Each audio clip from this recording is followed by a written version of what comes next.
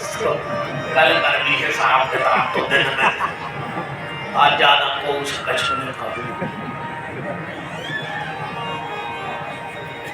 भगवती माता पार्वती ने देखा भोलेनाथ जब मैं आ गई हूं तो आपके सिर पर ये दूसरी नारी कौन है? गंगा भगवान शंकर के सिर पे कहां से आ गई? कौन है ये गंगा? ये राजा हिमांचल की बड़ी बेटी है जिसका नाम है गंगा। जब भगवती पार्वती भगवान शंकर को पति बनाने के लिए कठिन तपस्या कर रही थी, उर्धरी उमा प्राणपति चरना और जाए विपिन लागी तप करना।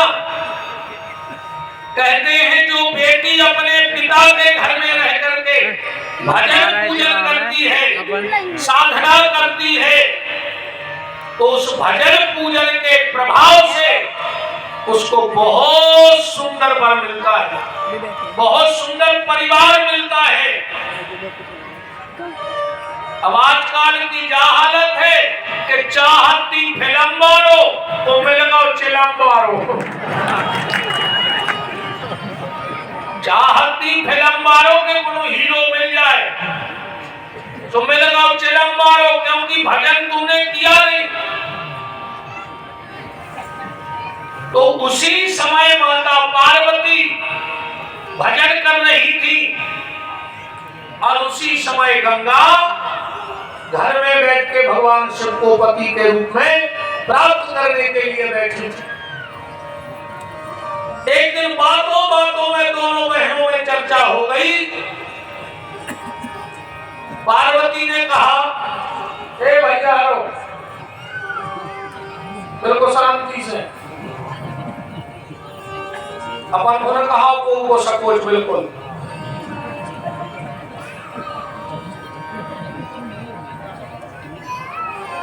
अपनों तो सीधो है, आओ सो बेल कम जाओ सो भीड़ कम, ज्यादा चेचे को काम नहीं है। पार्वती ने कहा गंगा से कि दीदी तुम किसको पति के रूप में चाहती हो? गंगा ने कहा मैं भगवान शंकर की पत्नी बनना चाहती हूँ। पार्वती ने कहा ये बड़ी है और पिताजी पहले इनकी शादी करेंगे तो इनकी शिव से विवाह हो जाएगा, मैं रह जाऊंगी। अब मैं क्या करूं कि गंगा रास्ते से हट जाए?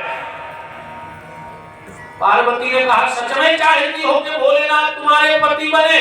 बोले हाँ। तो बोले ये आशीर्वाद तो सिर्फ दुर्वासा ऋषि दे सकते।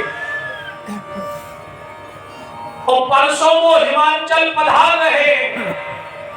भोली भाली गंगा पार्वती की बातों में फंस गई। अब जब भोली भाली गंगा से कहा, गंगा ने कहा पार्वती तुम खूब संत सेवा करती हो तो दुर्वासा ऋषि प्रसन्न कैसे होंगे हमसे? पार्वती ने कहा बस एक उपाय है। क्या? जैसे ही दुर्वासा ऋषि आवे और एक लोटा जल भर के उनके मुंह पे मार देना।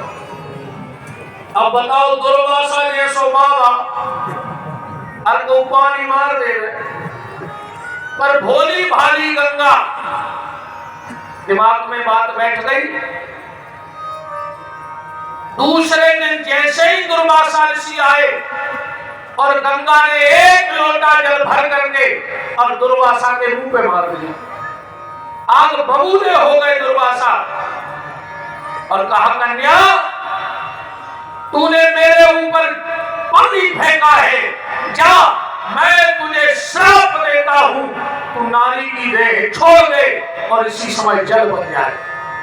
जो गंगा नारी थी वो जल बन गई। उस जल में से आवाज आई रक्षा रक्षा रक्षा। तब तक दुर्वासा ऋषि का क्रोध भी थोड़ा शांत हो गया था। उस जल में से आवाज आई महात्मा मुझे तो ये पता था कि जो आपके ऊपर जल डाल देता है आप उसे मनोवांछित फल की प्राप्ति कराने आपने हमें श्राप दे दिया।